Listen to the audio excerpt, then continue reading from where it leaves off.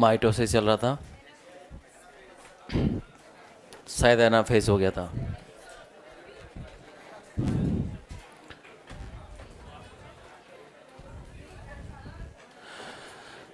हमने कहा कि थर्ड चेक पॉइंट मेटाफेज और एनाफेज के बीच में होगा, उसको स्पिंडल असेंबली चेक पॉइंट बोलेंगे। और इस बात को चेक करेगा कि सारे क्रोमोसोम इक्वेटर पे अरेंज हो गए कि नहीं हो गए, उनके काइनेटोकोर से अपोजिट डायरेक्शन में माइक्रोट्यूब्यूल अटैच हुई या नहीं हुई। वो कहेगा ऑल इज वेल, तो फिर वो एपीसी को एक्टिव कर देगा, एपीसी सेपरेज को एक्टिव कर देगा, और सेपरेज जो है वो कोहेसिन को डिसॉल्व कर देगा। Centromeres split, chromatid separate to each other, फिर स्पिंडल फाइबर में कॉन्ट्रैक्शन होगा and they move towards opposite pole. तो हाफ क्रोमेटिड इधर जाएंगे और रिमेनिंग हाफ अपोजिट पोल पर जाएंगे। जाएंगे या नहीं जाएंगे? जाने दो। क्रोमेटिड्स अलग हो गए हैं, क्रोमेटिड्स अलग हो गए हैं, क्रोमेटिड्स अलग हो गए हैं, सिस्टर क्रोमेटिड्स अलग हो गए एनाफेज के अंदर। हाफ क्रोमेटिड इधर जाएंगे, रिमेनिंग हाफ अपोजिट पोल पर मूव कर जाएंगे। 46 इधर चले गए, रिमेनिंग 46 इधर चले गए। और जब 46 इधर पहुंचेंगे, अभी ये कंडेंस फॉर्म में है। जब ये 46 इधर पहुंचेंगे, अभी ये कंडेंस फॉर्म में है। जब ये क्रोमेटिड यहां पहुंच जाएगा, फिर से डी कंडेंस होगा। Telophase is the reverse of prophase. Telophase is the reverse of prophase. Prophase में क्रोमेटिन से क्रोमोसोम बनने की तरफ जा रहे थे, यहाँ पे वापस हम क्रोमेटिन की तरफ आ रहे हैं। ये क्रोमेटिड है, अब ये क्रोमेटिन में कन्वर्ट होगा। तो telophase is the reverse of prophase. ये एनाफेज का सीन था बेटे। एनाफेज में सेंट्रोमेर स्प्लिट हुआ था, और मैंने कहा था जब भी सेंट्रोमेर स्प्लिट होगा क्रोमोसोम का नंबर डबल हो जाएगा। जब भी सेंट्रोमेर स्प्लिट होगा क्रोमोसोम का नंबर डबल हो जाएगा। 46 इधर गए, रिमेनिंग 46 इधर चले गए, टोटल नंबर 92 हो गया था। हमने कहा था 4n हो गया था। क्या हो गया था? 4n इज इक्वल टू 92 हो गया था। और इन्हीं क्रोमेटिड्स को फ्यूचर का क्रोमोसोम कहा था। तो जब ये 46 इधर जाएंगे, अभी ये कंडेंस फॉर्म में, जब ये यहाँ पहुँच जाएगा, ये डी कंडेंस हो जाएगा। क्या हो जाएगा? डी कंडेंस हो जाएगा। और 46 इधर पहुँचेंगे तो ये भी डी कंडेंस हो जाएगा। क्रोमेटिड क्रोमेटिन में कन्वर्ट हो रहा है, क्रोमेटिड क्रोमेटिन में कन्वर्ट हो रहा है, क्रोमेटिड क्रोमेटिन में कन्वर्ट हो रहा है। फिर से क्रोमेटिन नेटवर्क बन गया। फिर से वही स्टेज आएगी जो प्रोफेज में हम लेकर चले थे। Telophase is the reverse of prophase. तो दोबारा से क्रोमेटिन फाइबर नेटवर्क बन गया है, उसके चारों तरफ न्यूक्लियर एनवलप बनेगा और अंदर न्यूक्लियोलस रीअपियर हो जाएगा। और फिर बीच में क्या होगा? साइटोकाइनेसिस होगा। क्या होगा? साइटोकाइन। और जब साइटोकाइनेसिस होगा तो दो डॉटर सेल्स बन जाएंगी। क्या बन जाएंगी? तो रेस्पेक्टिव पोल्स पे न्यूक्लियर रीफॉर्मेशन की तैयारियां चलेंगी। मेटाफेज में सारे क्रोमोसोम को इक्वेटर पे अरेंज कर दिया था, एनाफेज में उनके क्रोमेटिड्स को अलग कर दिया। हाफ क्रोमेटिड इधर जाएंगे, रिमेनिंग हाफ अपोजिट पोल पे जाएंगे। जब ये क्रोमेटिड यहाँ पहुँचेंगे, अभी तो ये कंडेंस फॉर्म में है, जब ये यहाँ पहुँच जाएंगे ये फिर से डी कंडेंस होगा, क्रोमेटिन नेटवर्क बनेगा बेटे। तो फिर से क्रोमेटिन नेटवर्क बन रहा है, चारों तरफ न्यूक्लियर एनवलप फिर से बनने लगा। क्योंकि प्रोफेज के लास्ट में आते थे, at the end of prophase, मतलब लेट प्रोफेज में न्यूक्लियर एनवलप का ब्रेकडाउन शुरू हो गया था, और अर्ली प्रोफेज में सेंट्रोसोम अपोजिट पोल पे मूव करने लगे थे। कुछ याद आ रहा है? तो हाँ जी, आज दोनों एक साथ ही बैठे हैं, कुछ भयंकर प्लानिंग के साथ में। तो सेंट्रोमियर यहाँ पे ऐसे होने लगा। कुछ याद आ रहा है कि नहीं आ रहा है? कोई बात नहीं। तो हम कह रहे थे telophase is the reverse of prophase. जो प्रोफेज में हुआ था कि क्रोमेटिन से क्रोमोसोम बन रहा था, यह वापस क्रोमेटिन नेटवर्क बन रहा है। वहाँ पे ईआर गोल्जी बॉडी न्यूक्लियस गायब हुआ बेटे, यहाँ से फिर से रीअपियर होने लगेगा, फिर से ईआर बनने लगेगा, फिर से गोल्जी बनने लगेगा। रेस्पेक्टिव पोल्स पे न्यूक्लियर रीफॉर्मेशन की तैयारियां चलेंगी। और बीच में क्या होगा? साइटोकाइनेसिस बिगेन्स इन, शुरुआत पहले ही हो जाती है। It begins in late anaphase, late anaphase में इसकी तैयारियां शुरू हो गई है, या फिर early telophase. Cell type to cell type ये वेरी करता है, लेट में या अर्ली टीलोफेज में शुरू हो जाएगा दोस्तों। 46 क्रोमेटिड इधर गए, रिमेनिंग 46 इधर गए, और जब ये इधर पहुंचेंगे तो दोबारा से डीकंडेंस होंगे। अभी तो ये कंडेंस फॉर्म में है इसलिए आपको इतने अच्छे से दिख रहा है, जब ये इधर पहुंच जाएगा तो डीकंडेंस होगा, फिर से क्रोमेटिन नेटवर्क बनेगा, उसके चारों तरफ न्यूक्लियर एनवलप का रीफॉर्मेशन होगा। न्यूक्लियर एनवलप को फिर से बनाने में हेल्प करता है एक तो न्यूक्लियर लेमिना, और कौन हेल्प करता है? Rough ER. कौन सा ईआर?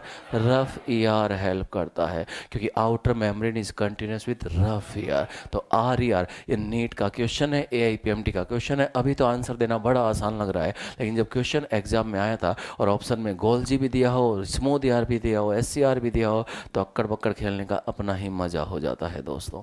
तो रफ ER हेल्प करता है न्यूक्लियर एनवलप के रीफॉर्मेशन में न्यूक्लियर लेमिना के साथ साथ। तो साइटोकाइन्स की ऐसा नहीं होगा कि पहले 2 डॉटर न्यूक्लियर अच्छे से बन जाएंगे, ER भी बन जाएगा, गोल्जी बन जाएगा, उसके बाद साइटोकाइन्स शुरू होगा। नहीं, साइटोकाइन्स की तैयारियां पहले ही शुरू हो जाती हैं। जब ये अपोजिट पोल पे पहुंचने वाले हैं या फिर पहुंच चुके हैं, तभी साइटोकाइन्स की तैयारियां शुरू हो जाएंगी। प्लांट सेल और एनिमल सेल में अलग अलग सीन रहता है। अगर आप एनिमल सेल की बात कर रहे हैं तो एनिमल सेल के अंदर जो साइटोकाइनेसिस का तरीका जो होता है वो क्लीवेज या फरो मेथड होता है। क्या होता है? क्लीवेज या फरो मेथड होता है। और प्लांट सेल में बीचों बीच क्या बन जाता है? सेल प्लेट बन जाता है। क्या बन जाता है? सेल प्लेट बन जाता है। तो एनिमल सेल और प्लांट सेल में अलग अलग तरीका चलता है बेटा जी।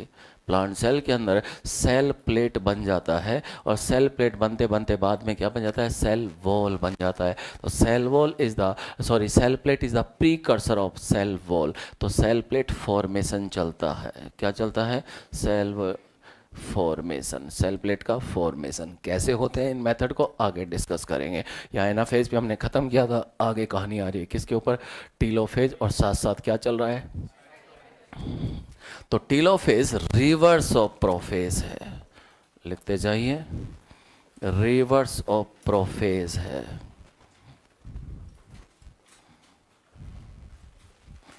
टीलोफेज में न्यूक्लियर एनवलप रीअपियर हो जाएगा और दोबारा से बनाने में कौन हेल्प करेगा? न्यूक्लियर लेमिना और रफ ER हेल्प करेगा। न्यूक्लियोलस रीअपियर हो जाएगा, ER रीअपियर हो जाएगा, गोल्जी बॉडी रीअपियर हो जाएगा। और ये तो आपको पता ही है कि जो क्रोमेटिड है वो किस में कन्वर्ट हो जाएगा? क्रोमेटिड में कन्वर्ट हो जाएगा, नहीं, क्रोमेटिन में कन्वर्ट हो जाएगा। ये सब कुछ कहाँ हो रहा है? टीलोफेज में। एनिमल सेल का सीन अलग है, प्लांट सेल का सीन अलग है। अगर आप साइटोकाइनेसिस इन एनिमल्स की बात कर रहे हैं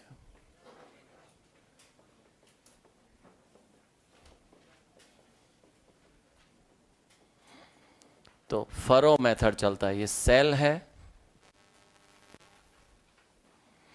एक डॉटर न्यूक्लियस यहां बनेगा, दूसरा डॉटर न्यूक्लियस यहां बनेगा, क्रोमेटिन नेटवर्क बन जाएगा। ये सब कुछ प्रोसेस चलेगा। रेस्पेक्टिव पोल्स पे न्यूक्लियर रीफॉर्मेशन की तैयारियां होंगी और बीचों बीच साइटोकाइनेसिस होगा। ये स्पिंडल किसका बना था? माइक्रोट्यूब्यूल्स का। स्पिंडल का रोल खत्म। स्पिंडल ने क्या किया? क्रोमेटिड्स को अपोजिट पोल पर पुश कर दिया। स्पिंडल फाइबर्स का बना था, स्पिंडल फाइबर माइक्रोट्यूब्यूल्स के बने थे, इनका रोल खत्म हो गया है। तो माइक्रोट्यूब्यूल का रोल अब खत्म हो गया। जैसे ही क्रोमोसोम इक्वेटर पे अरेंज हुए, उनके क्रोमेटिड्स को अपोजिट डायरेक्शन में पुश कर दिया, उनको धकेल दिया। तो स्पिंडल का रोल खत्म हो गया, माइक्रोट्यूब्यूल का रोल खत्म हो गया। अब रोल आएगा माइक्रोफिलामेंट्स का।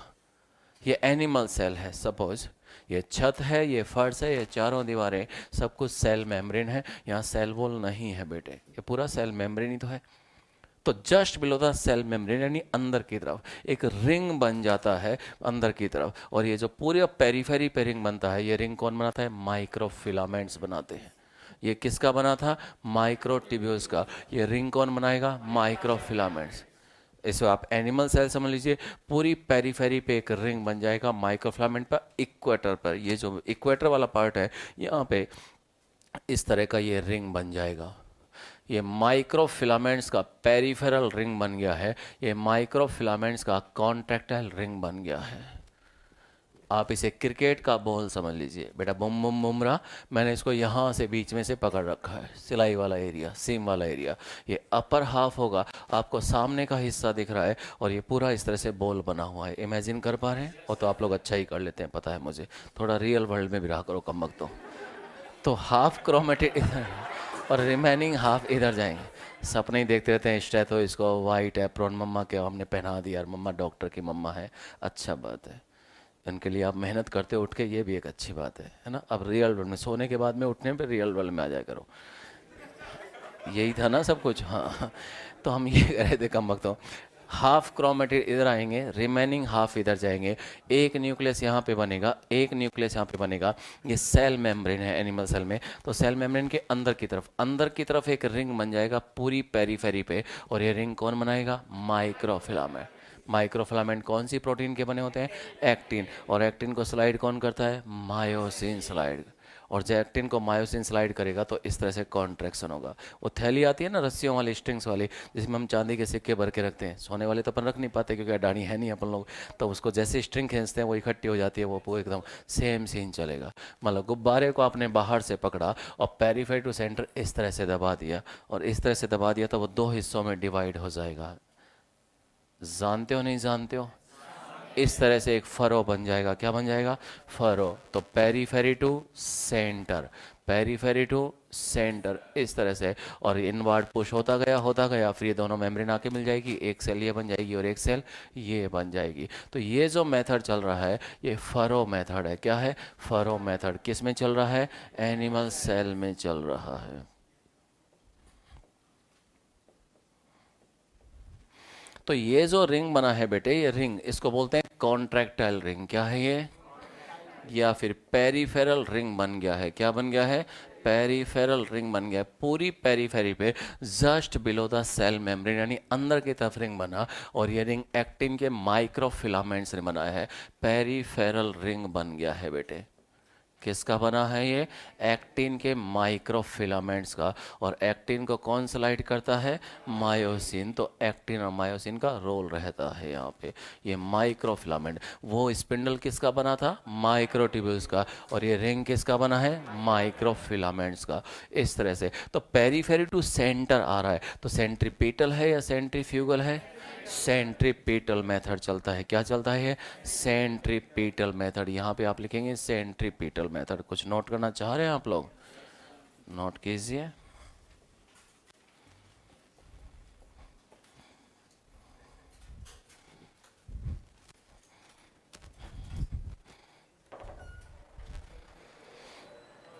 पानी पिलवाओगे आज?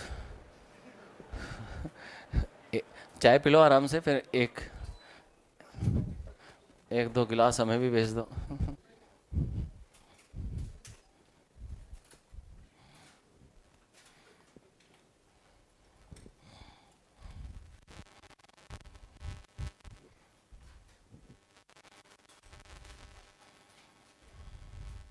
आपकी ज़िंदगी में पेन वैन काम नहीं करते बेटा? हाँ, you can't gain without pain and pain. जितना लिखोगी लाइफ में उतना ही बायोलॉजी अच्छा होगा। सारे नोट्स एक ही कॉपी में बनाती हो बेटा?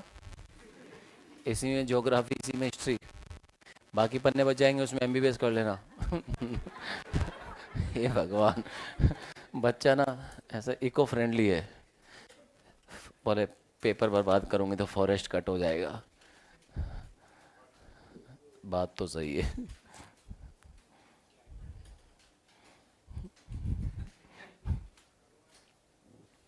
ऐसा काम करोगे आईपैड गिफ्ट ही मिल जाए कंपनी की तरफ से। गरीब मास्टरों पे क्यों देखते रहते हो कम वक्तों, जब देखो जब। और क्या,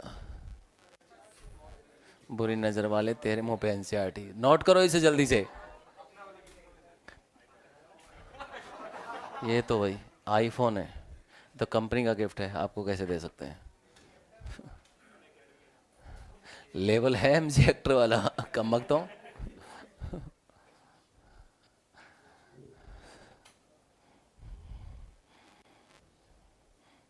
जिस दिन अपने पापा को मर्सिडीज गाड़ी की चाबी ला के हाथ में पकड़ाएगा तब पता चलेगा कि 1 करोड़ कमाने में।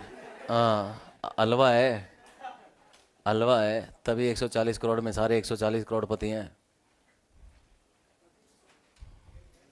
बोल ले। Tongue is the only voluntary muscle which becomes involuntary during adolescent period.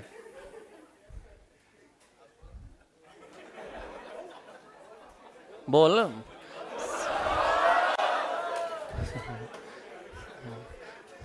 इतने तो महिलाएं भी नहीं बोलती जितना तू बोलता है।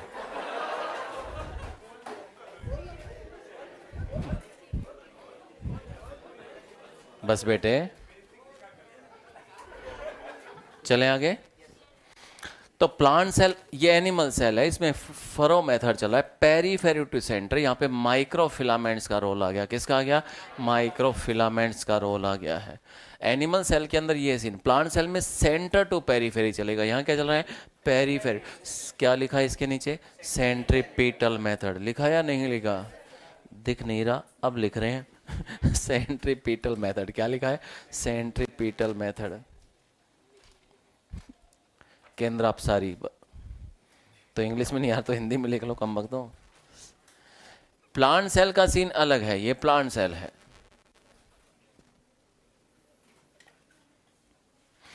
एक न्यूक्लियस यहां बनेगा, दूसरा न्यूक्लियस यहां पे बनेगा। रेस्पेक्टिव पोल्स पे न्यूक्लियर रीफॉर्मेशन की तैयारियां होंगी। तो यहां तो न्यूक्लियर रीफॉर्मेशन का प्रोसेस चलेगा। ER बनेगा, गोल्जी बनेगा, ये सब कुछ बनता रहेगा। ER बन रहा है, गोल्जी बन रहा है, अंदर न्यूक्लियस रीअपियर हो रहा है, ये सब कुछ चल रहा है। तो रेस्पेक्टिव पोल्स पे न्यूक्लियर रीफॉर्मेशन की तैयारियां चलेंगी और बीच में अब साइटोकाइनेसिस होना है। और जब साइटोकाइनेसिस होना है तो साइटोकाइनेसिस के लिए बीच में क्या बनाया जाएगा? सेल वॉल बनाया जाएगा। याद करो, याद करो, यहाँ पर सेल वॉल होता है। क्या होता है? और बीच में सेल वॉल और बना देंगे, और बना देंगे तो 2 डॉटर प्लांट सेल्स बन जाएगी, 2 सेल्स बन जाएंगी। क्या बन जाएंगी? 2 सेल्स बन जाएंगी दोस्तों। तो उसके लिए आप सीन समझिए। ये जो है ये स्पिंडल है, उसके रिमेन्स हैं। ये स्पिंडल डिसअपियर हो रहा है, उसके रेमनेंट्स बचे हैं। स्पिंडल का रोल खत्म हो गया, क्रोमेटिड्स को अपोजिट पोल पर पुश कर दिया। हाफ क्रोमेटिड उधर चले गए, रिमेनिंग हाफ इधर चले गए। क्रोमेटिड डीकंडेंस होंगे तो क्रोमेटिन बनेगा, क्रोमेटिन बनेगा। स्पिंडल का रोल खत्म हो गया। ये डिसअपियरिंग स्पिंडल है, ये रिमेनिंग स्पिंडल है। उसके रिमेन्स बचे हैं, उसके रेमनेंट्स बचे हैं, उसके अवशेष बचे हैं। ये गायब हो रहा है, रिमेनिंग स्पिंडल है।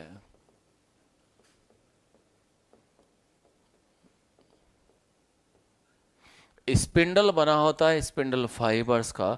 स्पिंडल फाइबर्स बने होते हैं माइक्रोट्यूब्यूल्स के। तो जैसे जैसे स्पिंडल डिसअपियर होगा, इससे माइक्रोट्यूब्यूल सेपरेट होंगी और वो माइक्रोट्यूब्यूल यहाँ पर क्या करेंगी? यहाँ से गोल्जी वेसाइकल्स को लाने में हेल्प करेंगी। ये छोटी छोटी गोल्जी वेसाइकल्स हैं। इन गोल्जी वेसाइकल्स में ले सेल वॉल के लिए रॉ मेटल भरा होता है। अगर थोड़ा सा आपको सेल वॉल याद आ रहा है तो मैंने कहा था सेल वॉल बनाने में सेलुलोज चाहिए, हेमीसेलुलोज चाहिए, पैक्टिन चाहिए, प्रोटीन चाहिए, लिपिड चाहिए। सेल वॉल के लिए जो कार्बोहाइड्रेट होता है वो गोल्जी बॉडी सिक्रेट करता है, लेकिन सेलुलोज को छोड़कर। तो सेल वॉल बनाने में गोल्जी का अच्छा खासा रोल है। तो इस गोल्जी वेसाइकल के अंदर छोटी छोटी जो स्फेरिकल स्ट्रक्चर है, इनको गोल्जी वेसाइकल्स बोल रहे हैं। इनमें सेल वॉल के लिए रो मेटल भरा हुआ है। तो इन वेसाइकल्स को यहाँ पे पहुँचाया जाएगा। तो वेसाइकल को जहाँ पे पहुँचाना है तो पहुँचाने में कौन हेल्प करेगा? माइक्रोट्यूब्यूल्स हेल्प करेंगी। तो जो माइक्रोट्यूब्यूल बेटे यहाँ से अलग होंगी, क्योंकि स्पिंडल डिसअपियर हो रहा है, स्पिंडल डिसइंटीग्रेट हो रहा है। स्पिंडल बना था स्पिंडल फाइबर्स का, स्पिंडल फाइबर बना था माइक्रोट्यूब्यूल्स का। तो जो माइक्रोट्यूब्यूल इससे सेपरेट होंगी वो माइक्रोट्यूब्यूल इन वेसाइकल को यहाँ तक पहुँचाने में क्या करेंगी? हेल्प करेंगी। तो यहाँ से ये वेसाइकल यहाँ पहुँच जाएंगी। तो ये वेसाइकल पहले सेंटर में आकर इकट्ठा हो जाती हैं। ये प्लांट सेल है सपोज, तो यहाँ पे वेसाइकल सेंटर में बीचों बीच आ जाएंगी, इधर से भी वेसाइकल आएंगी, इधर से भी, दोनों तरफ से वेसाइकल आ गई और सेंटर में। इन वेसाइकल को यहाँ तक पहुँचाने में किसने हेल्प किया? माइक्रोट्यूब्यूल्स ने। तो पहले वेसाइकल सेंटर में इकट्ठा होती है, फिर और वेसाइकल आएंगी तो पेरीफेरी पे अरेंज होती जाएंगी, तो सेंटर टू पेरीफेरी इस तरह से वो कलेक्ट होती चली गई। पहले बीचों बीच, ये सब कुछ इक्वेटर पे ही चल रहा है, तो पहले इक्वेटर के सेंटर पे वेसाइकल आती है एंड दीज ग्रो सेंट्रीफ्यूगली, इस तरह से वो सेंट्रीफ्यूगल मेथड से बढ़ती चली गई, सेंटर टू पेरीफेरी, ये वेसाइकल फैलती चली गई, फैलती चली गई। तो इस तरह से जब ये सारी वेसाइकल फैल जाएंगी तो इस तरह से ये गोल्जी वेसाइकल्स हैं। क्या हैं ये? गोल्जी वेसाइकल्स हैं। तो वेसाइकल पहले सेंटर में इकट्ठा होती हैं, पहले सेंटर में इकट्ठा होती हैं, फिर और वेसाइकल आकर पेरीफेरी पे इस तरह से फैलती चली जाती है, फैलती चली गई। तो सेंटर टू पेरीफेरी ये वेसाइकल फैलती चली गई है दोस्तों, ये गोल्जी वेसाइकल्स हैं। कोई बताएगा ये जो स्ट्रक्चर दिख रहा है जिसमें रिमेनिंग स्पिंडल है और बीच में गोल्जी वेसाइकल है, entire structure is known as,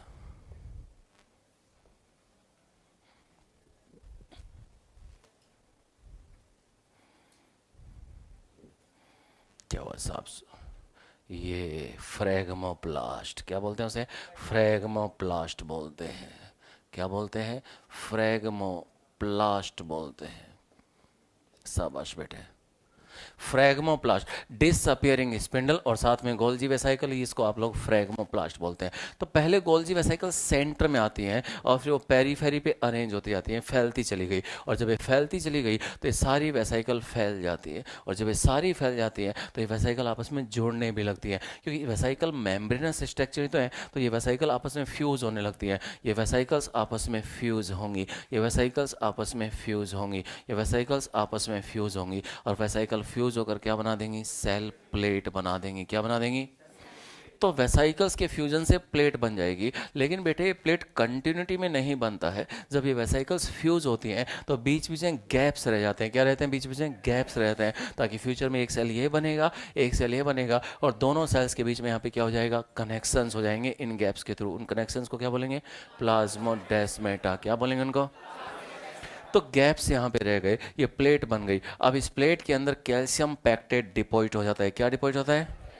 तो after deposition of calcium pectates this plate is converted into middle lamella. ये प्लेट किस में कन्वर्ट हो जाएगी? मिडिल लैमिला में। तो पहले प्लेट बनती है और यही प्लेट किस में कन्वर्ट हो जाती है? मिडिल लैमिला में। इस तरह से बीचों बीच मिडिल लैमिला बन जाएगी, और जब मिडिल लैमिला बन जाएगी तो मिडिल लैमिला के इस तरफ और मिडिल लैमिला के इस तरफ क्या बन जाती है? Cell wall. तो पहले मिडिल लैमिला बनती है, बाद में सेल वॉल बनती है। अगर आप डायग्राम को देखोगे तो आप थोड़ा सा कंफ्यूज हो जाओगे। आप कहोगे ये जो है ये प्राइमरी सेल वॉल है, ये प्राइमरी सेल वॉल है, और दो सेल्स को आपस में जोड़ना है तो बीच में आपने सीमेंट डाल दिया और आपने कहा ये कैल्शियम पैक्टेट वगैरह आ गया तो ये मिडिल लैमिला हो गया। क्या हो गया? ये मिडिल लैमिला हो गया है, और आपने कहा ये सेल मेम्ब्रेन है। तो ये सब कुछ जब प्रोसेस चल रहा होता है तो दो सेल्स के बीच में आपस में कम्युनिकेशंस हो जाते हैं, और इन कम्युनिकेशंस को आप लोग क्या बोलते हैं? क्या बोलते हैं इन कम्युनिकेशन को? और इन दोनों की मेम्ब्रेन्स आपस में इस तरह से फ्यूज हो जाती हैं ताकि दोनों का साइटोप्लाज्म आपस में जुड़ जाए। तो ये बीच में जो डॉटेड एरिया हमने पिंक कलर का दिखा रखा है, ये मिडिल लैमिला है। क्या है ये? Middle lamella. उसके बाहर जो ग्रीन बाउंड्री है वो क्या है? Cell wall. तो पहले मिडिल लैमिला बनती है, पहले सेल वॉल बनती है?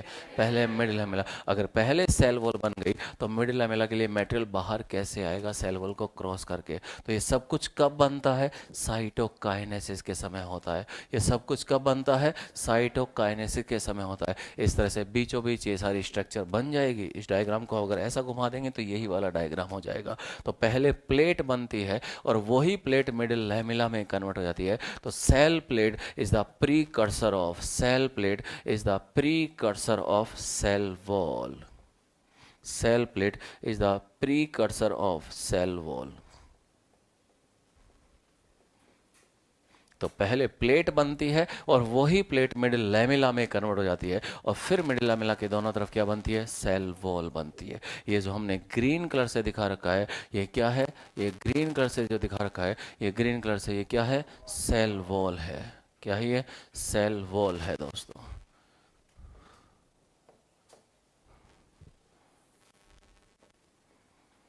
और ये जो पिंक कलर से दिखा रखा है ये क्या है, ये मिडिल लैमेला है। और ये कनेक्शन जो दिखा रखे हैं इनको क्या बोलेंगे, अगर इनके थ्रू दोनों सेल्स की ईआर फ्यूचर में आपस में जुड़ गई तो डेस्मो ट्यूब्यूल बन जाएगा, डेस्मोसोम नहीं, वो एनिमल सेल में होता है। कुछ याद आ रहा है?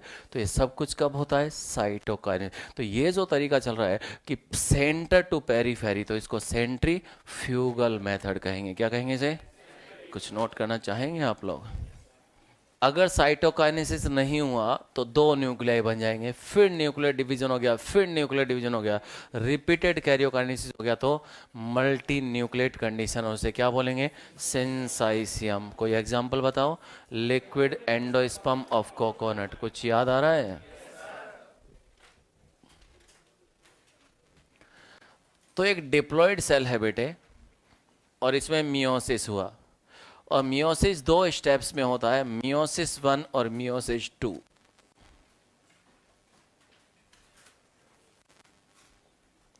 तो मियोसिस दो स्टेप्स में होता है, मियोसिस 1 और मियोसिस 2। और मियोसिस 1 जो होता है उसको आप लोग रिडक्शन डिवीजन कहते हैं, कि क्रोमोसोम्स का नंबर हाफ रह जाता है, हाफ रह गया है।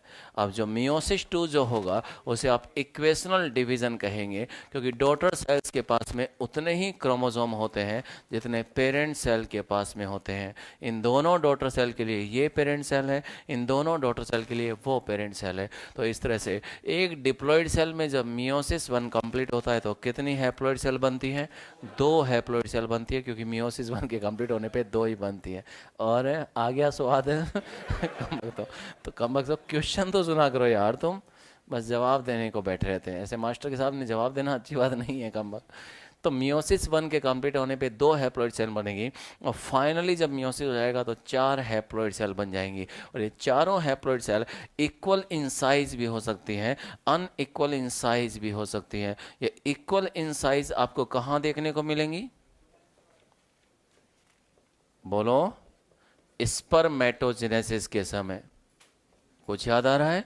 और अनइक्वल इन साइज, एक लार्ज साइज सेल हो गई है, एक small size, polar bodies polar side. तो अनइक्वल इन साइज यानी ओजेनेसिस के समय ऐसा देखने को मिलेगा, अनइक्वल इन साइज। जब ओवम बनता है, जब पोलर बॉडीज बनती हैं, क्या बनती हैं? पोलोसाइट्स।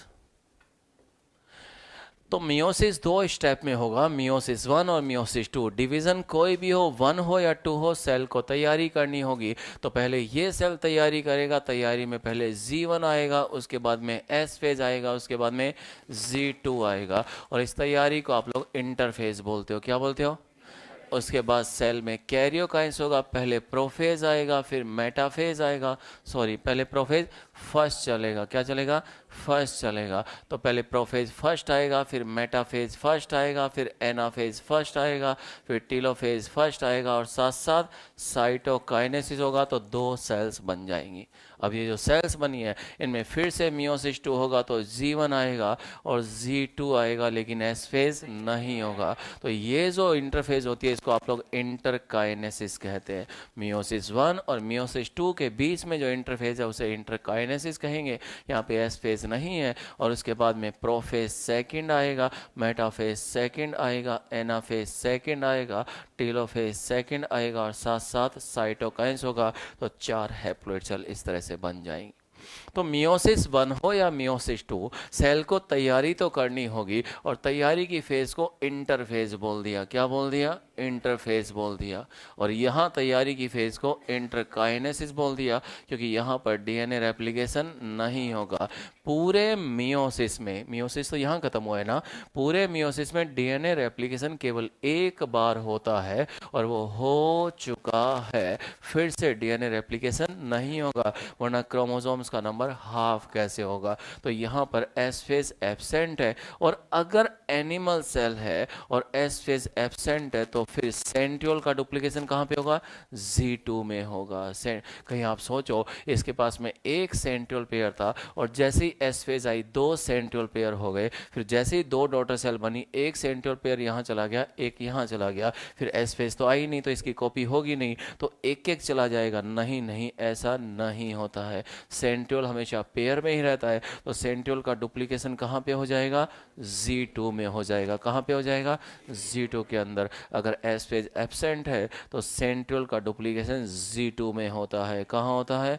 Z2 में होता है। कहाँ होता है? तो प्रोफेज वन सबसे लॉन्गेस्ट होता है, सबसे कॉम्प्लिकेटेड होता है, और प्रोफेज वन को हमने फिर से 5 हिस्सों में बांट दिया है on the basis of behaviour of chromosome. Lali जरा पानी दे देना। यही 5 हिस्से रहते हैं। लाली जरा पानी दे देना। तो लैप्टोटीन, जाइगोटीन, पैकाइटिन, डिप्लोटीन और डाइकाइनेसिस, यही 5 हिस्से रहते हैं। तो प्रोफेज को आपने यहाँ पे 5 हिस्सों में बांट दिया है। लैप्टोटीन, zygotene, pachytene, diplotene and diakinesis.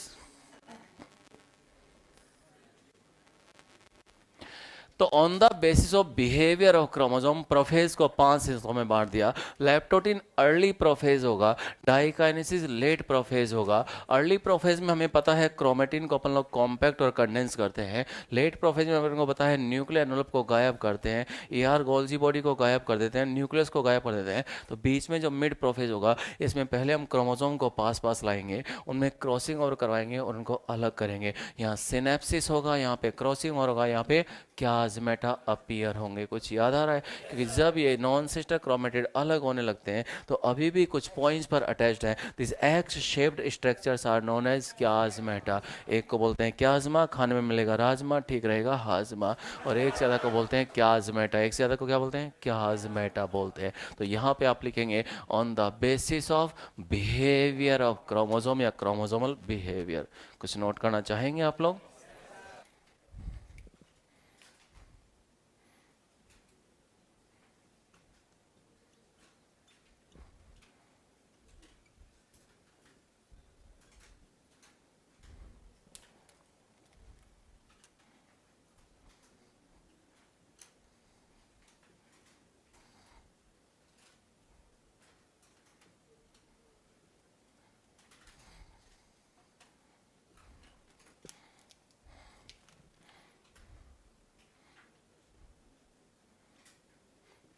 लैप्टोटीन early prophase होगा, डाइकाइनेसिस लेट प्रोफेज होगा, बाकी तीनों मिड प्रोफेज होगा।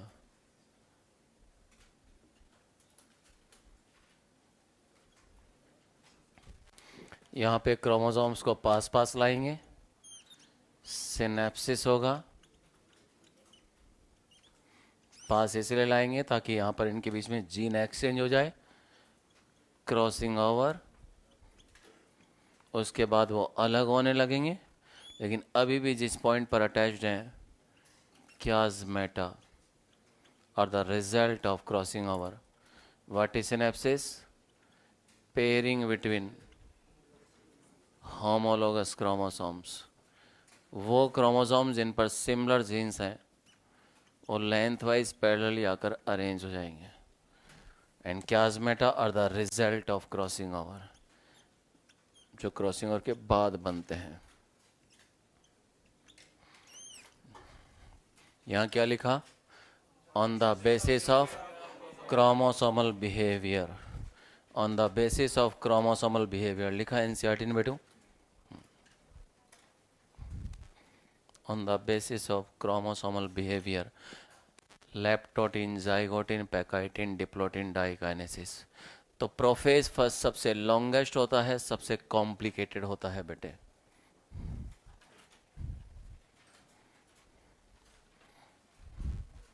ये हो गया राजा? कौन बचा? ये स्लाइड हो गई? कोई बचा इस स्लाइड में?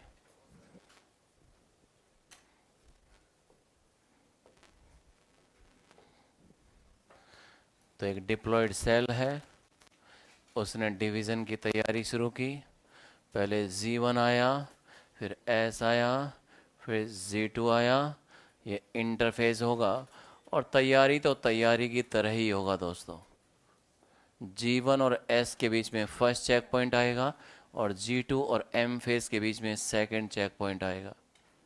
मतलब पहले कैरियोकाइनेसिस होगा। क्या होगा? मतलब पहले न्यूक्लियर डिवीज़न होगा। क्या होगा? न्यूक्लियर डिवीज़न होगा। और न्यूक्लियर डिवीज़न होगा तो शुरुआत किससे होगी? प्रोफेज से होगी। और उसको आप बोलेंगे प्रोफेज फर्स्ट बोलेंगे। और प्रोफेज फर्स्ट में भी क्या आएगा? लेप्टोटीन आएगा। क्या आएगा? लेप्टोटीन आएगा। और लेप्टोटीन को क्या बोलेंगे? Early prophase. क्या बोलेंगे? अर्ली प्रोफेज बोलेंगे। प्रोफेज में हमको पता ही है अंदर का क्रोमेटिन जो होता है वो कॉम्पैक्ट होने लगता है, कंडेंस होने लगता है। तो प्रोफेज फर्स्ट जो होता है सबसे लॉन्गेस्ट और सबसे कॉम्प्लिकेटेड होता है। लॉन्गेस्ट फेज है, मोस्ट कॉम्प्लिकेटेड है।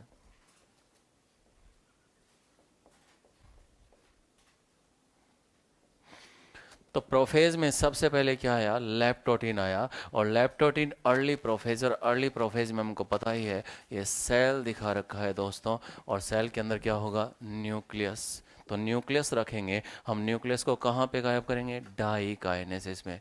न्यूक्लियस को कहाँ गायब करेंगे? डाई काइनेसिस में। खड़ा हो बेटा, खड़े हो। क्या हो गया? तुम खड़े हो। पीछे वाला बच्चा, नहीं सबका नंबर आएगा, अभी चिंता मत करो। पीछे वाला बच्चा क्या हो गया? हंसी क्यों आ रही थी? खड़े हो। क्यों हंसी आ रही थी? तो सीधा करवा दे भाई। कैसे मजाक उड़ा रहे हो? बेचारा कितना मासूम बच्चा है, वैसे बेचारा सीधा साधा खड़ा हुआ है। सीधा करके पहनो बेटा उसे, करो सीधा। मैं करवाता हूँ सीधा। करो उसे सीधा, बैठो। ये कुछ नहीं करवा पाएंगे, सीधा करो बेटा इसको। यूँ नहीं कि उसको सही सही कर दो। पहले सीधा कर लो उसे, हाथ में हाथ फंसा लेगा, फिर कहेगा मेरा हाथ का, फिर ढूंढेगा मेरा हाथ गायब हो गया, फिर ये हंसेंगे। वहां तक पब्लिक हंस रही है। हेल्प कोई नहीं करेगा, ठीक है? हाँ तो नहीं। बड़ों को दोस्त बना लो, अगर आपके साथी दोस्त नहीं बनते तो कुछ अपना अनुभव शेयर कर लेंगे। तो लेप्टोटीन अर्ली प्रोफेज है। और बेटा हंसमुख, बतख मुख बना देंगे। लेप्टोटीन अर्ली प्रोफेज है और डाई काइनेसिस लेट प्रोफेज है। यहाँ पे हम उसको कॉम्पैक्ट कर रहे हैं, उसे कंडेंस कर रहे हैं। यहाँ न्यूक्लियर एनवेलप को गायब करेंगे और ये मिड प्रोफेज को डिटेल में डिस्कस करेंगे। तो यहाँ पे अभी हम न्यूक्लियस दिखा रहे हैं। न्यूक्लियस भी होगा, ईआर भी होगा, गोल्जी भी होगा। कौन सी? गोल्जी भी होगा। जैकेट वापस उल्टी तो नहीं हो गई?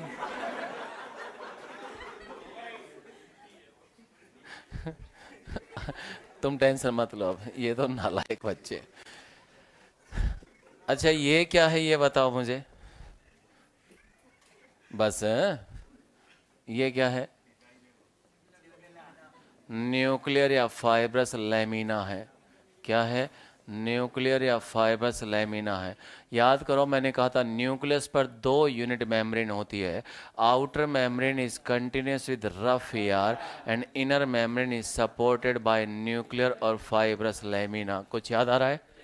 तो अंदर जो होगा वो क्रोमेटिन होगा और क्रोमेटिन का कंडेंसेशन शुरू हो जाता है। वहाँ पे हमने लाइन बोली थी condensation of chromosomal material begin. और क्रोमोसोमल मटेरियल किसको कहा था हमने? क्रोमोसोमल मटेरियल किसको कहा था हमने? हमने रेप्लिकेटेड क्रोमेटिन को क्या कहा था? क्रोमोसोमल मटेरियल कहा था।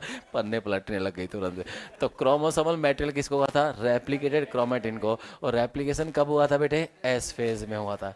तो यहाँ पे कंडेंसेशन ना बोल के कॉम्पैक्शन बोल रहा है। कॉम्पैक्ट हो रहा है मतलब कंडेंस हो रहा है। कोई आपको कहे फेज ऑफ कॉम्पैक्शन, आपके देना morula, because there is no cavity. और जैसे ही कैविटी आती है सेल्स दूर दूर हो जाती है, ब्लास्टूला बन जाता है, फिर गैस्ट्रूला बन जाता है, न्यूरोला बन जाता है, एम्ब्रियो फीटस बन जाता है। याद है ना आप लोगों को लेके? तो यहाँ पे जो अंदर का क्रोमेटिन है वो कॉम्पैक्ट होने लगता है। अर्ली प्रोफेज है तो compaction of chromosomal material begins. और क्रोमोसोमल मेटेरियल किसको बोल रहे हैं? क्रोमोसोम को। और जो भी क्रोमोसोम क्रोमोसोम बन रहे हैं वो इतने कॉन्स्पिक्यूअस नहीं है, इतने स्पष्ट नहीं है, इतने क्लियर नहीं है, और उन क्रोमोसोम के एंड्स को न्यूक्लियर लेमिना ने क्या कर लिया, होल्ड कर लिया है। ये जो धागे आपको पिंक कलर के और येलो कलर के दिख रहे हैं, ये बनने वाले क्रोमोसोम्स हैं। एक धागे में 2 डीएनए मॉलिक्यूल हैं, लेकिन अभी आपको अच्छे से नज़र नहीं आ रहे क्योंकि बहुत पतले हैं, बहुत बारीक हैं। और इस लैप्टोटीन को आप लोग बोलते हैं थिन थ्रेड स्टेज। क्या बोलते हैं इसे? Thin thread stage. पतले पतले से क्रोमोसोम यहाँ पर बन रहे हैं, बनने की शुरुआत हुई है, कॉम्पैक्शन शुरू हुआ है, और कॉम्पैक्शन शुरू हुआ है तो इसको आप लोग क्या बोल रहे हैं? थिन थ्रेड स्टेज बोल रहे हैं। तो जो भी क्रोमोसोम अंदर बन रहे हैं, compaction of chromatin begins and this compaction और condensation remains continue throughout the leptotene. जितनी देर भी ये लैप्टोटीन रहेगा, अंदर का मेटेरियल कॉम्पैक्ट होता रहेगा। जो क्रोमोसोम बन रहे हैं उतने कॉन्स्पिक्यूअस नहीं है, उतने स्पष्ट या क्लियर नहीं है। उन क्रोमोसोम के एंड को यहाँ पर होल्ड कर लिया गया, और एंड को आप लोग टीलोमियर्स कहते हैं। और होल्ड करने का काम किसने किया? न्यूक्लियर या फाइबर्स लेमिना ने। ये न्यूक्लियर लेमिना है। क्या है ये? न्यूक्लियर लेमिना है। और इसने किसको होल्ड कर लिया? टीलोमियर्स को होल्ड कर लिया। किसको होल्ड कर लिया? टीलोमियर्स को। तो इट होल्ड्स, किसको होल्ड कर लिया है? टीलोमियर्स को होल्ड कर लिया है। और टीलोमियर पर यू क्रोमेटिन होता है या हेट्रोक्रोमेटिन? हेट्रोक्रोमेटिन होता है। क्या होता है? और दिखने में पूरा स्टेज कैसा लग रहा है? गुलदस्ते की तरह लग रहा है। क्या लग रहा है? तो इसलिए आप लोग इस अर्ली प्रोफेज को और क्या बोल देते हो? गुलदस्ता स्टेज बोल देते हो। क्या बोल देते हो? बुके स्टेज बोल देते हो। क्या बोल देते हो? बुके स्टेज बोल देते हो। बके नहीं है, बुके है। अगर एनिमल सेल होगा, ये अर्ली प्रोफेज है, अगर एनिमल सेल होगा तो सेंट्रोसोम अपोजिट पोल पे मूव करना शुरू कर देंगे। सेंट्रोसोम अपोजिट पोल पे मूव करना शुरू कर देंगे। ये इस तरफ, ये सेंट्रोसोम अपोजिट पोल पे यानी सेंट्रियल पेयर अपोजिट पोल पे कौन है जो इनको धकेल रहा है बेटे? माइक्रोट्यूब्यूल। कुछ माइक्रोट्यूब्यूल इनके बीच में अरेंज हो जाएंगी और कुछ इनके चार तरफ रेडिएट आउट हो गई हैं और क्या बनने लगी हैं? एस्टर रेज बनने लगी हैं। तो मतलब प्रोफेज के शुरू में जो चलता है वो यहाँ पे चल रहा है बेटा। तो लैप्टोटीन अर्ली प्रोफेज है, compaction of chromatin begins and this compaction remains continue throughout the leptotene. जितनी देर भी लैप्टोटीन रहेगा, अंदर का मेटेरियल कॉम्पैक्ट होता रहेगा, है ना। वो लाइन हम यहाँ पे लिख लेंगे, compaction of chromatin begins and this remains. वो लिखवा दूंगा मैं यहाँ पे, एरो लगा दिया इसलिए मैंने, याद रहे आपको। हमला शुरू किया जाए। कमला डू हमला। कमला हैरिस का नाम सुना है? रशिया की प्रधानमंत्री है। अमेरिका की?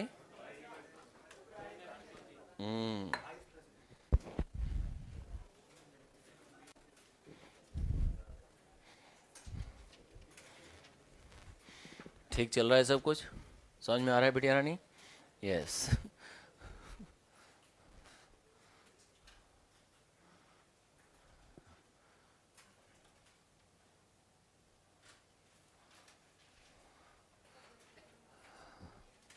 हाँ जी बेटो, क्या कर रही हो? Zygote meiosis? एक मिनट, मुझे दवाई लेके आनी है थोड़ी सी, मैं आ रहा हूँ। क्या कहना चाह रही हो? जाइगोट मियोसिस में समझा नहीं। सोचो पहले बेटा आराम से। बॉडी में 2 तरह की सेल्स होती हैं बेटे, एक सोमेटिक सेल होती है, दूसरी जर्मिनल सेल होती है। जो गोनेट्स हैं, टेस्टिस और ओवरी, उनमें जर्मिनल सेल्स हैं, वो डिप्लॉयड हैं। बाकी जो पूरी बॉडी को बना रही है वो सोमेटिक सेल्स हैं, वो भी डिप्लॉयड है। मतलब सारी बॉडी सेल जाइगो। मैं कुछ बोल लूँ पहले? आप बोल रही हो? बोलो, आप बोलो।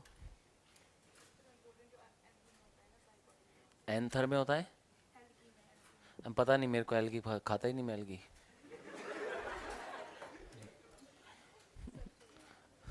वो मियोसिस के टाइप वहीं करवा देंगे वो लोग।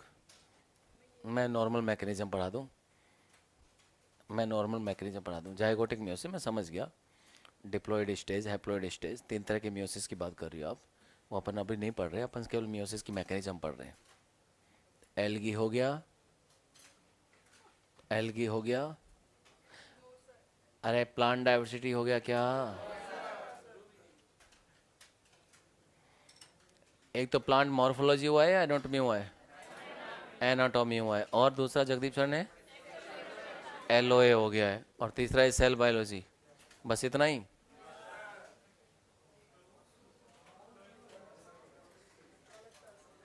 आप, हाँ हाँ 15 मार्च तक हो जाएगा। तुमसे ज़्यादा प्लान तो हम करते हैं, हमारे ऊपर छोड़ो ये जिम्मेदारियाँ, ताकि आप लोगों को रिवीजन का वक्त मिल जाए पूरा अप्रैल का महीना। क्योंकि एक महीने में लास्ट रिवीजन करोगे तभी तो जाके सब कुछ फिनिशर हो जा पाओगे, फिनिश नहीं होगा तो कुछ नहीं होगा ना। तो 15 अप्रैल का ही टारगेट रखा है हमने। कॉन्कर 17, 18, 19 को फिनिश कर, बाकी फेज तो पहले ही शुरू हो गए, उनकी तो कोई टेंशन ही नहीं है। 15 मार्च का ही टारगेट रखा है हमने, ताकि आप लोग अप्रैल में रिवीजन कर पाए। मई में तो वैसे ही धुआं निकल जाएगा। तो वो जिम्मेदारियां हमारी हैं बच्चे। क्रॉसिंग ओवर, तुम अभी सीओ पे ही अटके पड़े हो। दुनिया वहां पहुंच गई है। लिख दे सर्किल ऑफिसर।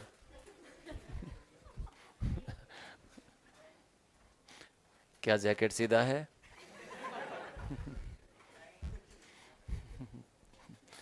तो प्रोथेलिस में कन्वर्ट कैसे होगा?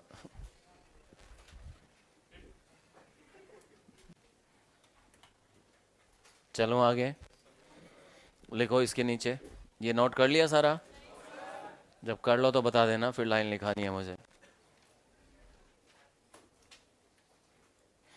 ये जो धागे दिखा रखे हैं क्या हैं? ये क्रोमोसोम्स हैं। ऐसे बारीक बारीक क्यों दिख रहे हैं? क्योंकि वो बारीक बारीक ही हैं। इसलिए वो बारीक बारीक दिख रहे हैं। थिन थ्रेड स्टेज बोला है। क्रोमोसोम्स का बनना ही शुरू हुआ है, अभी कंडेंसेशन इतना पूरा नहीं हुआ है। पैकाइटिन में आते आते थिक थ्रेड स्टेज आ जाएगा। लेप्टोटिन थिन थ्रेड स्टेज होता है, पैकाइटिन थिक थ्रेड स्टेज होता है।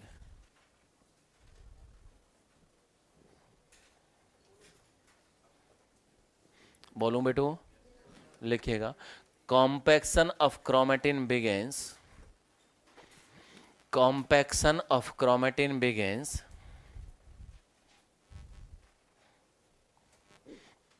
compaction of chromatin begins and it remains continue। compaction की स्पेलिंग बता दो इसको, 3-4 बार लिख ली उसने, वही कॉम्पैक्ट से जो होती है। compaction of chromatin begins and it remains continue throughout the leptotin। Spelling तो अब थ्रू आउट की लिखोगी तब मजा आएगा। And it remains continue throughout the leptotene. पहले थ्रो करेंगे फिर आउट कर देंगे। It remains continue throughout the leptotene. जितनी देर भी लैप्टोटीन रहेगा मेटल कॉम्पैक्ट होता रहेगा। चलें आगे। कौन बचा इसमें? जल्दी कंप्लीट करो राजा।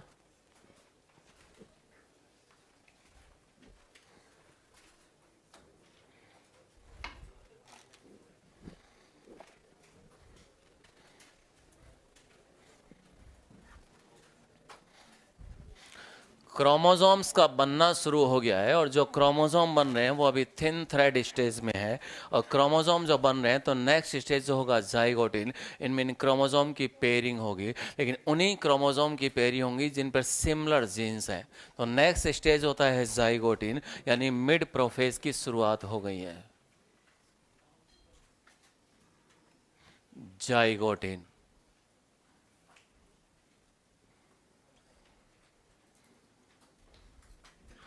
यहाँ पे अभी हम न्यूक्लियस दिखाएंगे, हम लेट प्रोफेज में इसको गायब करेंगे, अभी हम इसको गायब नहीं करेंगे।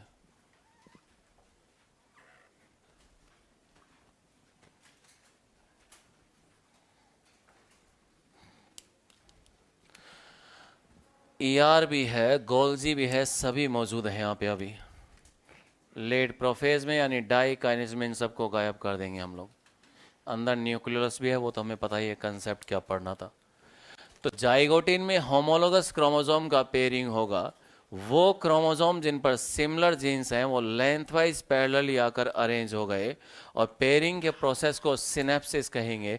कोई तो है जो इन क्रोमोसोम्स को पास लाने में हेल्प कर रहा है, and that protein complex is known as synaptonemal complex. तो यहाँ पे होमोलोगस क्रोमोसोम का पेयरिंग हो रहा है। वो क्रोमोसोम जिन पर सिमिलर जीन्स हैं वो लेंथ वाइज पैरेलली आकर अरेंज हो गए। कोई तो है जो पेयरिंग में हेल्प कर रहा है, उसको आप सिनेप्टोनिमल कॉम्प्लेक्स जो बीच में होगा इस पेयरिंग में हेल्प करेगा। अगर सिनेप्टोनिमल कॉम्प्लेक्स को देखें तो it has one central element. Synaptonemal complex को देखें, it has one central element and two lateral elements and many transverse elements। ये जो ब्लैक कलर का जो नेटवर्क दिखा दिया है प्रोटीन कॉम्प्लेक्स, ये सिनेप्टोनिमल कॉम्प्लेक्स है। क्या है ये? सिनेप्टोनिमल कॉम्प्लेक्स है जो पेयरिंग में हेल्प कर रहा है। सिनेप्टोनिमल कॉम्प्लेक्स, नीमा कहते हैं थ्रेड को, नीमल कॉम्प्लेक्स। ये एक प्रोटीन कॉम्प्लेक्स है। किस काम में हेल्प कर रहा है? पेयरिंग में हेल्प कर रहा है। It helps in pairing between, किसके बीच में पेयरिंग हो रही है? होमोलोगस क्रोमोसोम्स के बीच में। वो क्रोमोसोम जिन पर सिमिलर जीन्स हैं वो लेंथ वाइज पैरेलली आकर अरेंज हो जाएंगे। मतलब ये दोनों क्रोमोसोम वो क्रोमोसोम है जिन पर सिमिलर जीन्स है। अगर यहाँ पर आई कलर का जीन है तो यहाँ भी आई कलर का जीन होगा। अगर यहाँ पर हेयर की बनावट का जीन है कि वो कर्ली या स्ट्रेट, तो यहाँ पे भी यही होगा दोस्तों, लेकर, है ना। तो सोच रहा हूँ अगला वीडियो हेयर के ऊपर ही बना दूँ एक मैं, फटाफट ज्ञान के ऊपर, कि आपके बाल कर्ली होंगे या स्ट्रेट होंगे। इसकी जेनेटिक्स कुछ अलग तरीके की कहानी चलती है। बेटा केराटिन कुछ जानते हो तुम लोग? होमोलोगस क्रोमोसोम कल रिकॉर्ड करते हैं। तो होमोलोगस क्रोमोसोम का पेयरिंग होगा, और ये जो पेयरिंग जो हो रहा है इसे आप लोग सिनेप्सिस कहेंगे। वो सिनेप्स था, दो सेल्स के बीच में फिजियोलॉजिकल कनेक्शन, ना कि फिजिकल कनेक्शन। दो सेल्स के बीच में फिजियोलॉजिकल कनेक्शन, दोनों नर्व सेल भी हो सकती है, एक नर्व सेल एक मसल सेल भी हो सकती है, न्यूरोमस्कुलर जंक्शन। बेटा अर्ली प्रोफेस देखो इधर, तो ये सिनेप्सिस है। होमोलोगस क्रोमोसोम का पेयरिंग हो रहा है तो इसे सिनेप्सिस कह रहे हैं। इस काम में सिनेप्टोनिमल कॉम्प्लेक्स हेल्प करेगा। अगर इस कॉम्प्लेक्स को आप देखें तो ये जो कॉम्प्लेक्स है इसमें एक मैटरनल क्रोमोसोम तो एक पैटर्नल क्रोमोसोम हो गया है। मतलब एक मैटरनल होगा तो दूसरा पैटर्नल होगा। और जब भी दो क्रोमोसोम साथ साथ रहेंगे, जब भी दो क्रोमोसोम साथ साथ रहेंगे, इस जोड़े को बाईवेलेंट कहेंगे। क्या कहेंगे? बाईवेलेंट कहेंगे। तो होमोलॉग क्रोमोसोम पेयर को बाइवेलेंट कहेंगे। और बाइवेलेंट का नंबर हमेशा टोटल क्रोमोसोम्स का हाफ होगा। अगर सेल के पास में 46 क्रोमोसोम है तो जोड़े कितने बन जाएंगे? 23 बन जाएंगे। कितने बन जाएंगे? 23। तो बाइवेलेंट का नंबर हमेशा टोटल क्रोमोसोम का हाफ होगा। अगर हमारी बात करें तो कितने बाइवेलेंट हो जाएंगे? 23 बाइवेलेंट हो जाएंगे। ह्यूमन मेल हो या ह्यूमन फीमेल, हमेशा बाइवेलेंट 23 बनेंगे। मतलब एक्स और वाई क्रोमोसोम में भी पेयरिंग होती है। यस, एक्स और वाई क्रोमोसोम में भी पेयरिंग होती है। ये एक्स क्रोमोसोम है और ये वाई क्रोमोसोम है, इनमें भी पेयरिंग होता है, इनमें भी जीन एक्सचेंज होता है। मतलब 23 पेयर्स क्रोमोसोम है। आप लोग जानते ही हैं क्या छुपा है आपसे। और 23 पेयर्स में से 22 पेयर्स जो होते हैं वो मेल और फीमेल में एक जैसे होते हैं। उन्हें आप लोग ऑटोजोम्स कहते हैं। क्या कहते हैं? ऑटोजोम्स। इनको और क्या कहते हैं आप लोग? क्या हो गया, शांत कैसे हो गए? इनको और क्या कहते हैं? क्या हो गया, शांत कैसे हो गए? इन्हें सोमेटिक क्रोमोसोम्स भी कहते हैं। क्या कहते हैं इनको? सोमेटिक क्रोमोसोम्स भी कहते हैं। तो 23 पेयर्स में से 22 पेयर मेल और फीमेल में एक जैसे होंगे, उन्हें आप लोग ऑटोजोम्स या सोमेटिक क्रोमोसोम। और जो लास्ट पेयर जो होता है वो XX या XY हो सकता है, और इसको आप लोग एलोजोम्स बोल रहे हैं। क्या बोल रहे हैं? एलोजोम्स बोल रहे हैं। या फिर आप इन्हें सेक्स क्रोमोसोम्स बोल रहे हैं, या फिर आप इन्हें, क्या हो गया, शांति कैसे आ गई? क्या कह रहे हैं? टीचर के सामने बोलते नहीं है, घर वालों ने मना किया है। हेटेरोसोम्स भी कहते हैं। क्या कहते हैं? हेटेरोसोम्स भी कहते हैं, कम वक्तों। तो लास्ट पेयर यहाँ एक्स वाई होगा, यहाँ एक्स एक्स होगा, और एक्स वाई है कंडीशन, तो इसका भी कुछ पार्ट जो होता है वो होमोलोगस पार्ट होता है। एक्स और वाई क्रोमोसोम का कुछ पार्ट होमोलोगस पार्ट होता है। अगर थोड़ा सा याद हो रहा हो तो यहाँ पे जीन होंगे तो वो एक्स लिंक्ड होगा, यहाँ है तो वो वाई लिंक्ड होगा, और यहाँ है तो वो एक्स वाई लिंक्ड है। कुछ याद आ रहा है? शाबाश। तो ये वाला पार्ट होमोलोगस पार्ट है। क्या है बेटे? होमोलोगस पार्ट है। और होमोलोगस पार्ट को आप लोग और क्या बोलते हो? सूडो ऑटोसोमल रीजन बोलते हो। क्या बोलते हो बेटा? सूडो ऑटोसोमल रीजन कहते हैं। और यहाँ भी जीन एक्सचेंज होता है। क्या होता है? Gene exchange. तो इसके लिए इनके बीच में भी पेयरिंग होगा, ये भी बाइवलेंट बनेगा। तो ह्यूमन मेल हो या ह्यूमन फीमेल, बाइवलेंट का नंबर हमेशा टोटल क्रोमोसोम का हाफ होता है। तो ये जो रीजन दिख रहा है ये सूडो ऑटोसोमल रीजन है। क्या है? क्योंकि ये तो ऑटोसोम्स होंगे, उनसे मिलता जुलता रीजन यहाँ पे आ गया, इसलिए इसको सूडो ऑटोसोमल रीजन कह दिया। तो हम ये कह रहे हैं कि बाइवलेंट का नंबर हमेशा टोटल क्रोमोसोम का हाफ होगा। अगर 46 है तो टोटल बाइवलेंट कितने हो जाएंगे? 23। तो पेयरिंग में कौन हेल्प कर रहा है?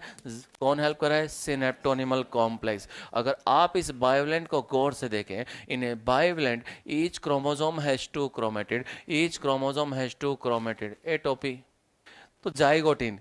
तो क्रोमोसोम की पेयरिंग हो गई। क्रोमोसोम इसलिए पास पास आए कि फ्यूचर में इन क्रोमोसोम के नॉन सिस्टर क्रोमेटिड के बीच में जीन एक्सचेंज हो जाए। एक क्रोमोसोम के दोनों क्रोमेटिड सिस्टर क्रोमेटिड होंगे, दोनों क्रोमेटिड सिस्टर क्रोमेटिड होंगे, लेकिन एक ग्रीन और एक रेड क्या हो जाएगा? Non sister. दो इसमें है, दो इसमें, टोटल कितने हो गए? 4 हो गए। तो आप कहेंगे इस स्टेज के अंदर क्या अपीयर हो गया है? टेट्राड अपीयर हो गया है। टोटल 4 क्रोमेटिड है तो टेट्राड बोल दिया। एंड दिस टेट्राड, ये जो टेट्राड है, इन्हें bivalent each chromosome has two chromatid, each chromosome has two chromatid. दो और दो कितने हो गए? 4। This tetrad becomes more clearly visible in next phase. बोले तो पैकाइटिन में ये और अच्छे से क्लियर हो जाएगा। तो यहाँ पे टेट्राड अपीयर हो गया है। तो पहले ये बनेगा, फिर बाद में वो बनेगा। पढ़ ले बेटा, पढ़ ले। कुछ नहीं लिखा है इधर उधर की फालतू ही बातों में।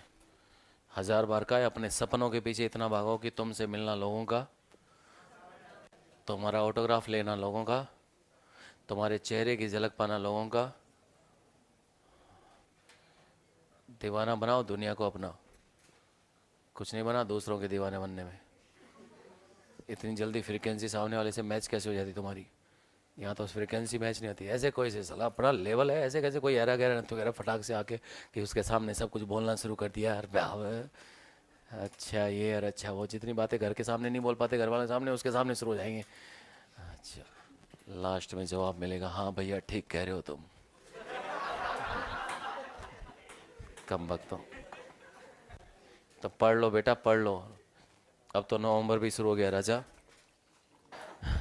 इलेक्ट्रॉन माइक्रोस्कोपी से जो इमेज मिलेगा उसको इलेक्ट्रॉन माइक्रोग्राफ बोलते हैं।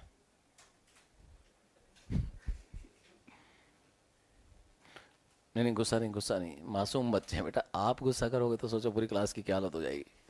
कोई इधर भागेगा, कोई इधर भागेगा। गुस्सा नहीं, इतने हेल्दी डॉक्टर को कभी भी गुस्सा नहीं करना चाहिए। आप तो बेटा मेंटली भी हेल्दी हो राजा। फिजिकली फिट हो तो मेंटली फिट हो, मेंटली फिट हो इसलिए आप फिजिकली फिट हो, और आप सोशली फिट हो क्योंकि आप पहले मेंटली फिट हो। आप समझ पा रहे हैं मेरी बात को? आता माजी सटक ली तो एनसीईआरटी लेके भटक ली। तो मेंटली फिट रहेंगे तो हम फिजिकली फिट भी रहेंगे और सोशल फिट भी रहेंगे बेटे। What is health? Complete state of physical, mental and social wellbeing. सबसे इम्पोर्टेंट मेंटली फिट रहना। अच्छा सोचा करो। पूरा दिन नेगेटिव अप्रोच से तो कुछ हासिल होने वाला है नहीं ना बेटू।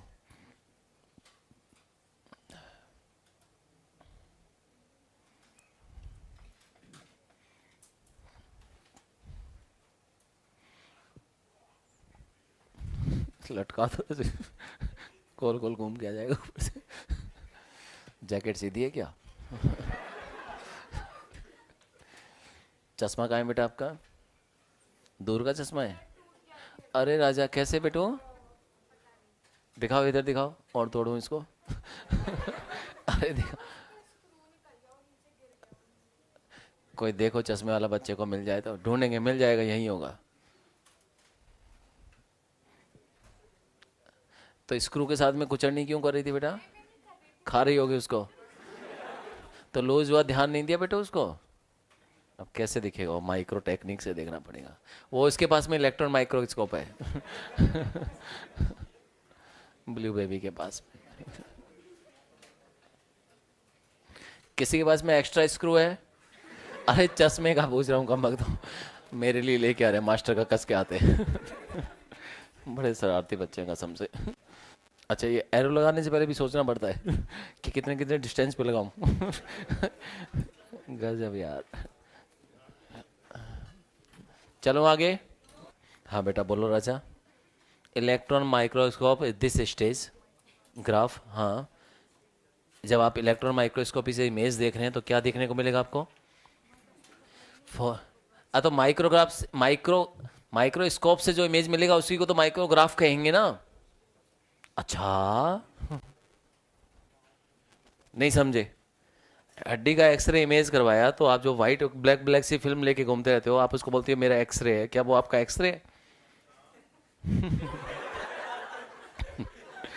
ना वो एक्सरे इमेज है, उसको रेडियोग्राफ कहते हैं। क्या कहते हैं उसे? रेडियोग्राफ। काली फिल्म लेके घूमते हैं मेरे हड्डी का एक्सरे है।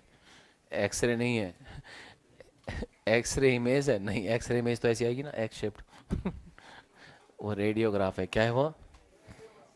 बोन्स वाइट आती हैं, कैविटीज ब्लैक आती हैं, डेंसिटी के अकॉर्डिंग उसकी अलग अलग लेवल चलता है कि जेड ब्लैक है या कार्बन ब्लैक है।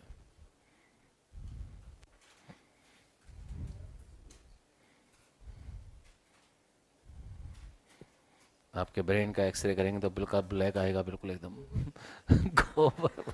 अरे यार तुम भी ना ऐसे बेटा, ऐसे नहीं करते राजा। गलत बात, पब्लिकली हकीकत को नहीं बताते बेटा ऐसे गलत बात बेटे। कुछ चीज़ें अपनी हैं तो पर्सनली रखो वहाँ पे, बताना नहीं है दुनिया, वरना दुनिया ऊपले बना देगी उसके दीवार पे चिपका चिपका के चलो आगे बेटू। ये हो गया राजा। इसमें कौन बचा? तो माइक्रोग्राफी अटकी हुई होगी। अरे यही तो सिनेप्टोनिमल कॉम्प्लेक्स। आप समझा दो बेटा इसको, थोड़ी कोशिश करो, है ना। अब पता ही नहीं चलता पूछ रही है डांट रही है, तो मेरे को यही पता नहीं चलता है लगे। तो पहले बता दिया कर पीयूष पापा, मैं भी आपको डांट रही हूँ, पीयूष पापा अभी मैं पूछ रही हूँ। बेटा जब इलेक्ट्रॉन माइक्रोस्कोपी से जब आप इस स्टेज की स्टडी कर रहे हैं तो ये जो मिला है ये इलेक्ट्रॉन माइक्रोग्राफ है, तो पता चला कि बीच में यहाँ पर क्या है? सिनेप्टोनिमल कॉम्प्लेक्स है जो पेयरिंग में हेल्प करता है। इजी पढ़ा करो, इजी। क्या पढ़ा करो?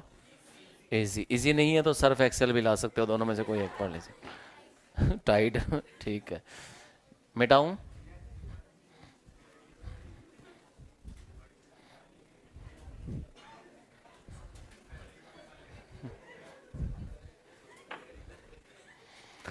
तो क्रोमोसोम पास पास आए, और पास पास इसलिए आए ताकि नेक्स्ट स्टेज में उनके बीच में जीन एक्सचेंज हो जाए, क्रॉसिंग ओवर हो जाए। और वो क्रॉसिंग ओवर कब होता है? पैकाइटीन में। कब होता है वो? तो सेल मेम्ब्रेन म्यूजिकल होती है बेटे, और इसी कारण न्यूक्लियर एनवलप भी म्यूजिकल होता है बेटे, बहुत ही ज्यादा। तो यहां पे जीन एक्सचेंज होगा।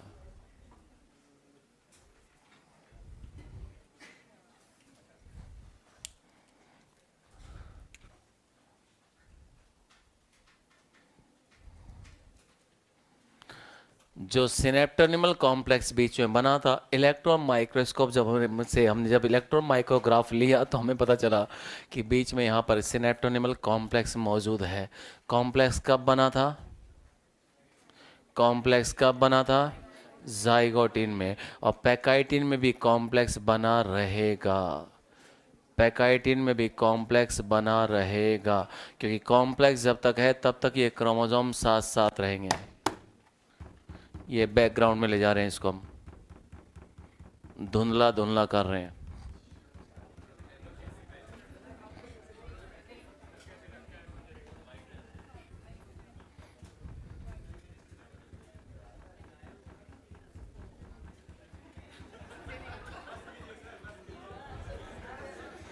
मुझे वो चैलेंज लेने बड़े अच्छे लगते हैं, कहते नहीं होगा नहीं होगा। जब मेरा डॉक्टरी में सिलेक्शन नहीं हुआ था, मेरी गली के ठीक सामने एक अंकल जी थे, उन्होंने कहा तू डॉक्टर नहीं बना है ना। मैंने कोई बात नहीं। और जब 13 साल पहले उनकी बेटी वहाँ पढ़ने आई थी तो उसको डॉक्टरी में सेलेक्ट कराने के लिए 11th में मैंने पढ़ाया, 12th में मैंने पढ़ाया, अचीवर में मैंने पढ़ाया। मैंने कहा डॉक्टर तो नहीं बने लेकिन अंकल जी डॉक्टर बनाने लायक तो बन ही जाएंगे। तो ऐसे चैलेंज लेने की बड़ी आदत है मुझे ना। तो इलेक्ट्रॉन माइक्रोग्राफ समझ गई तुम? आगे होते हैं।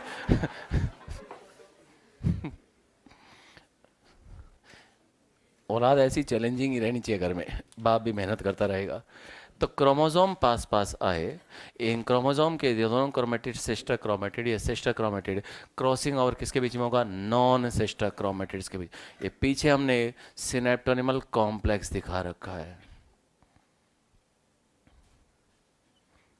एक ही क्रोमोसोम के दोनों क्रोमेटिड सिस्टर क्रोमेटिड्स होंगे। एक ही क्रोमोसोम के दोनों क्रोमेटिड सिस्टर क्रोमेटिड होंगे। दोनों रेड सिस्टर क्रोमेटिड हैं और दोनों ग्रीन भी सिस्टर क्रोमेटिड्स हैं, और ये आपस में इंटरविंड है, उलझे हुए हैं दोस्तों। दोनों ग्रीन सिस्टर क्रोमेटिड हैं, दोनों रेड भी सिस्टर क्रोमेटिड हैं, ये सिस्टर क्रोमेटिड्स हैं।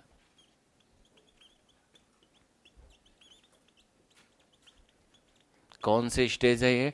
पैकाइटीन।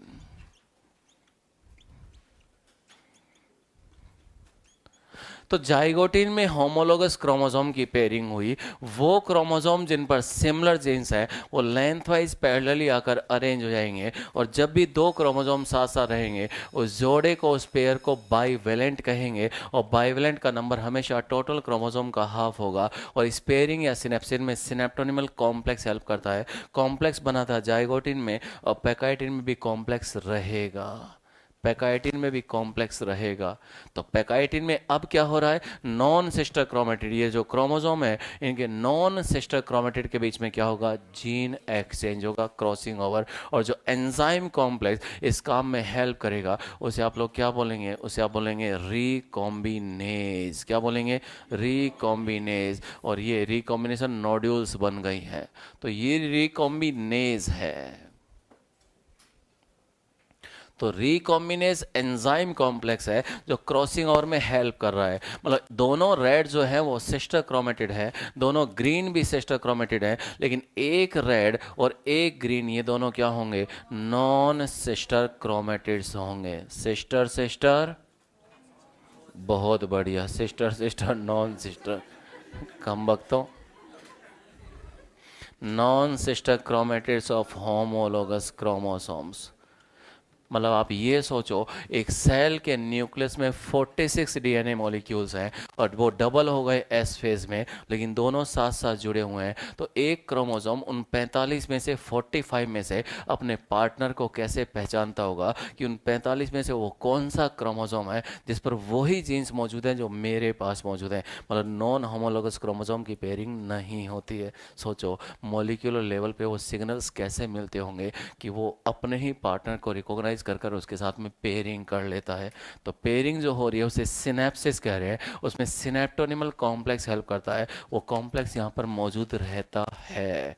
तो ये होमोलोगस क्रोमोसोम है, उनके नॉन सिस्टर क्रोमेटिड्स है, और इन्हीं के बीच में जीन एक्सचेंज होगा। और कौन हेल्प करेगा? रिकॉम्बिनेज। ये एक एंजाइम कॉम्प्लेक्स होता है। क्या होता है?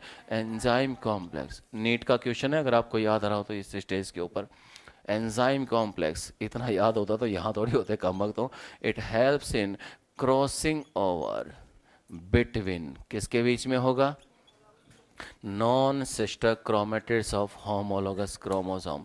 तो यहाँ पैकाइटिन स्टेज में सिनेप्टोनिमल कॉम्प्लेक्स मौजूद रहेगा। निमल कॉम्प्लेक्स मौजूद रहेगा, क्योंकि कॉम्प्लेक्स बना था जाइगोटिन में, और यहाँ भी अभी वो मौजूद है, एग्जिस्टेड है।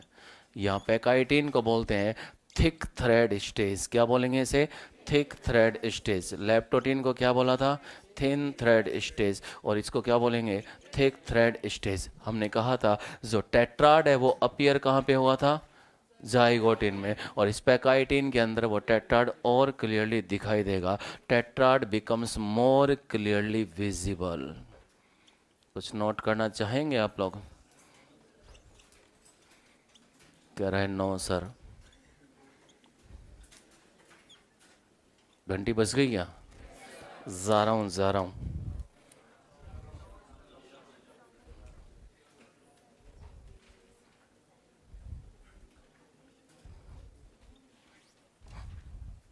नोड्यूल बन गया है। ये क्या बन गया है? नोड्यूल बन गया है। क्या कह रही है बेटा? एक तो सुनता और नहीं, मेरे तो कान और खराब हो जाएंगे। क्या हो रहा है? हाँ, क्रॉसिंग ओवर क्यों हो रहा है, ये सोचने वाली बात है।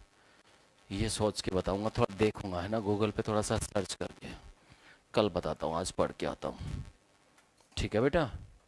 दुनिया में केवल माइटोसिस होता, तो जैसे पेरेंट्स है वैसी ही प्रोजेनी होती। एक बैक्टीरियम से दो बैक्टीरिया बनते, दोनों ही एक जैसे होते। दुनिया के सारे बैक्टीरियल स्ट्रेन एक जैसे होते। तो जब कोई एंटीबायोटिक डालते, या तो सारे ही सलट जाते या सारे ही बच जाते। एक पेरेंट्स की सारी संतानें एक जैसी होती, वेरिएशंस नहीं आते, न्यू कॉम्बिनेशंस नहीं होते। इवोल्यूशन कैसे होता, स्पीसीएशन कैसे होता। आप मियोसिस का सिग्निफिकेंस समझती हैं? वही है ये। कंटिन्यूस वेरिएशन के लिए क्रॉसिंग ओवर का आना ज़रूरी है। Thank you guys.